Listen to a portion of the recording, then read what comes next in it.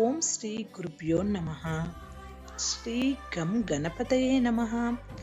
ನಮಸ್ಕಾರ ಸ್ನೇಹಿತರೆ, all-round clock Kannada ಚಾನಲ್ಗೆ ಸ್ವಾಗತ ಸುಸ್ವಾಗತ. ಇವತ್ತಿನ ವಿಡಿಯೋದಲ್ಲಿ ವಿಘ್ನ ನಿವಾರಕ ವಿಘ್ನೇಶ್ವರನನ್ನು ಸಂತುಷ್ಟಗೊಳಿಸಲು ಸಂಕಷ್ಟ ಚತುರ್ಥಿ ಉಪವಾಸ ಯಾವಾಗ ಮಾಡಬೇಕು, ಈ ಆಷಾಢ ಮಾಸದಲ್ಲಿ ಬಂದಿರುವ ಈ ಸಂಕಷ್ಟ ಚತುರ್ಥಿ ಉಪವಾಸದ ಮಹತ್ವವೇನು ಅಂತ ಈ ವಿಡಿಯೋದಲ್ಲಿ ನೋಡೋಣ ಬನ್ನಿ. ನಮ್ಮ ಚಾನಲ್ ಹೊಸದಾಗಿ ನೋಡ್ತಾ ಇದ್ರೆ ಖಂಡಿತ ಸಪೋರ್ಟ್ ಮಾಡಿ, ವಿಡಿಯೋ ಇಷ್ಟ ಆದರೆ ಶೇರ್ ಮಾಡಿ. ಇವತ್ತಿನ ವಿಡಿಯೋದಲ್ಲಿ ನಾವು ವಿಘ್ನ ನಿವಾರಕ ಗಣೇಶನನ್ನು ಸಂತುಷ್ಟಗೊಳಿಸಲು ಬಯಸಿದರೆ ಸಂಕಷ್ಟ ಚತುರ್ಥಿ ಉಪವಾಸದ ದಿನದಂದು ಅರ್ಘ್ಯವನ್ನು ಅರ್ಪಿಸದೆ ಚಂದ್ರನನ್ನು ಪೂಜಿಸಬೇಡಿ. ಇಲ್ಲದಿದ್ದರೆ ನಿಮ್ಮ ಪೂಜೆಯು ಅಪೂರ್ಣವೆಂದು ಪರಿಗಣಿಸಲಾಗುತ್ತದೆ.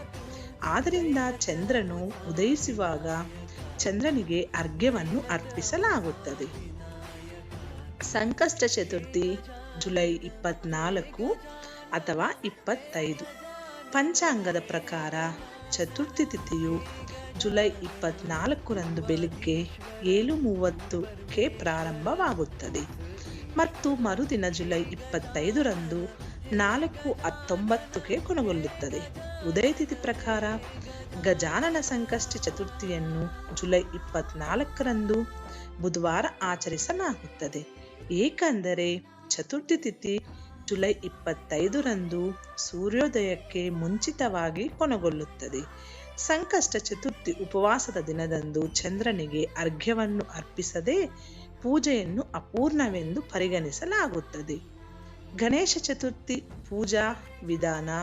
ಸಂಕಷ್ಟ ಚತುರ್ಥಿ ಪೂಜಾ ವಿಧಾನ ಏನಂದ್ರೆ, ಗಣೇಶ ಚತುರ್ಥಿಯ ದಿನ ಬೆಳಿಗ್ಗೆ ಬೇಗ ಎದ್ದು ಸ್ನಾನ ಮಾಡಿ ಶುಭ್ರವಾದ ಬಟ್ಟೆಯನ್ನು ಧರಿಸಬೇಕು. ಸೂರ್ಯೋದಯದ ನಂತರ ಸೂರ್ಯದೇವರಿಗೆ ನೀರನ್ನು ಅರ್ಪಿಸಿ ಮತ್ತು ಉಪವಾಸ ವ್ರತವನ್ನು ಕೈಗೊಳ್ಳಿ. ಪೂಜಾ ಸ್ಥಳದಲ್ಲಿ ಗಣೇಶನ ಚಿತ್ರ ಅಥವಾ ವಿಗ್ರಹವನ್ನು ಸ್ಥಾಪಿಸಿ. ಗಣೇಶ ಚತುರ್ಥಿಯಂದು ವಿನಾಯಕನಿಗೆ ಹಣ್ಣು, ಹೂವು, ಅಕ್ಷತೆ ಇತ್ಯಾದಿಗಳನ್ನು ಅರ್ಪಿಸಿ.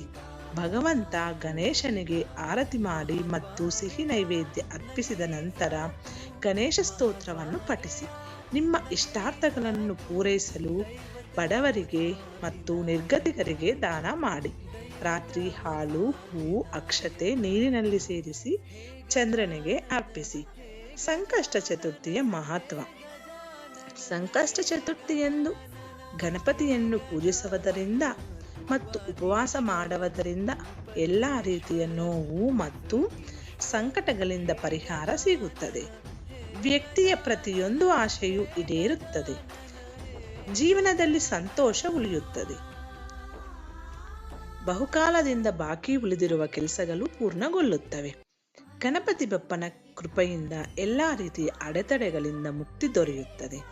ಸಂಕಷ್ಟ ಚತುರ್ಥಿಯ ದಿನದಂದು ಓಂ ಶ್ರೀ ಓಂ ಹ್ರೀಂ ಹ್ರೀಂ ಹ್ರೀಂ ಕ್ಲೀಂ ಶ್ರೀಂ ಕ್ಲೀಂ ವಿತ್ತೇಶ್ವರಾಯ ನಮಃ ಎಂಬ ಮಂತ್ರವನ್ನು 11 ಬಾರಿ ಜಪಿಸಿ. ಈ ಮಂತ್ರವನ್ನು ನಾನು ಡಿಸ್ಕ್ರಿಪ್ಷನ್ ಬಾಕ್ಸ್ ಅಲ್ಲಿ ಕೊಡ್ತೀನಿ, ನೋಡಿಕೊಂಡು ಓದ್ಕೋಬಹುದು. ಇದು ಸ್ನೇಹಿತರೆ ಇವತ್ತಿನ ವಿಡಿಯೋ. ಈ ಜುಲೈ ಆಷಾಢ ಮಾಸದಲ್ಲಿ ಬಂದಿರುವ ಸಂಕಷ್ಟ ಚತುರ್ಥಿ ಯಾವಾಗ, ಅದರದ ಮಹತ್ವ ಏನು ಅಂತ ಈ ವಿಡಿಯೋದಲ್ಲಿ ತಿಳಿಸ್ಕೊಟ್ಟಿದ್ದೀನಿ. ಈ ವಿಡಿಯೋದಲ್ಲಿರುವ ಅಂಶಗಳೆಲ್ಲ ಕೂಡ ನಿಮ್ಮ ಸ್ವಂತ ಯೋಚನೆ ಮಾಡಿ ನಿರ್ಧಾರಗಳನ್ನು ತೆಗೆದುಕೊಳ್ಳಿ. ಮುಂದಿನ ವಿಡಿಯೋದಲ್ಲಿ ಸಿಗೋಣ. ಎಲ್ಲರಿಗೂ ಧನ್ಯವಾದಗಳು.